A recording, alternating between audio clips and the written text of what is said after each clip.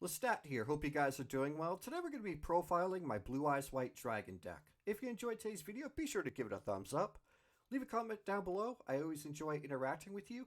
And please consider subscribing for more awesome Yu-Gi-Oh content. Without further ado, let's dive right into it. First, we're playing triple copies of Blue Eyes White Dragon. It is the heart and soul of the deck.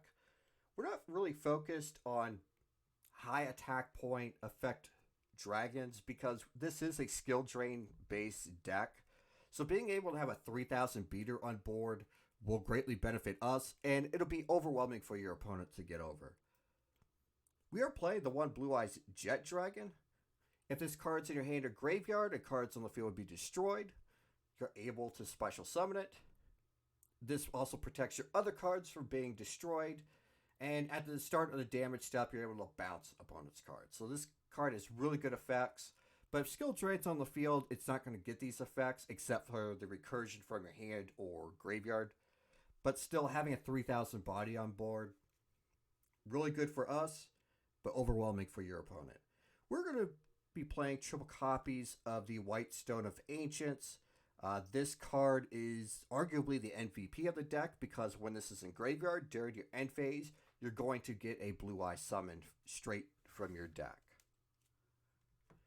We are playing a small Dogmatica package. We are playing triple Ecclesia. Obviously, she is the searcher.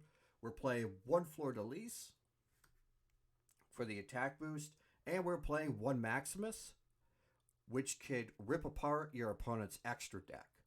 Now, this card also sends cards from an extra to the graveyard that benefit us. For example, we have Elder Entity Natis, which could pop cards, but we also have a card that can grant protection for our Blue Eyes monsters. And we'll get into that here a little bit. For consistency, we're playing triple Pot of Prosperity, triple Nadir Servant. And for the board breakers, we are playing triple Super Polymerization. As I said in my last video, this is a fusion-focused format, and it will continue to be a fusion-focused format as long as Konami continues to release good fusion support. So this is a card that I believe every player should be main decking. For the other spells, we are playing 2 copies of Dragon Shrine and 2 copies of Ultimate Fusion. This card's really good because it allows for our Blue Eyes Tyrant plays, which is really good against other trap decks, which we'll get to here in a little bit. But if we happen to use a Blue Eyes White Dragon on field as fusion material, we're able to pop an opponent's card. So this card has more than one use. Getting into the trap cards, we are playing triple copies of True Light. This is our Eternal Soul. This is able to special summon a Blue Eyes White Dragon from our hand or graveyard. And also, we're able to set Ultimate Fusion from our deck. So this card has, again, more than one use. We are playing triple copies of Infinite Impermanence and triple copies of Skill Drain for the monster effect negates. For the rest of the trap lineup, we are playing 2 copies of Dogmatica Punishment for removal, 2 Ice Dragon's Prison for removal, and then last but not least, we are playing 2 Gozen Match. Everything in our deck is light attributes, so that just benefits us even more. And a lot of decks, they tend to play different attributes, so again, this will benefit us and kind of restrict your opponent for what they can do. Getting into the fusion monsters, we are playing 2 copies of Blue Eyes Tyrant Dragon. This is an OTK enabler because it can attack all your opponent's monsters once each, and then after it attacks, it can reset a trap card from our graveyard. When I said earlier that this card was great against traps, other trap decks, it was because this card is unaffected by traps, so keep that in mind.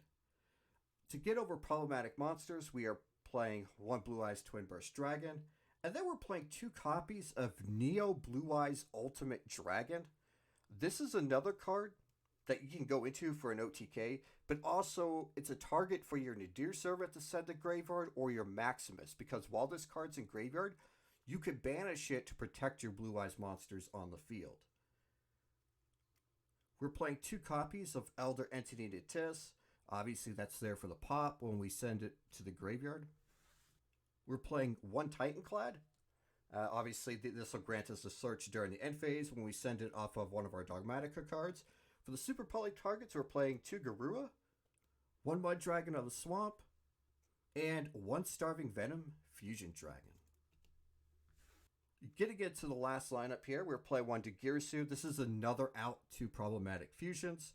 We're playing one line of the Light Charmer. I was thinking about taking this out for Relinquished Anima, but I feel like this card can not only steal monsters from your opponent's graveyard, but it'll also get a search if it's destroyed.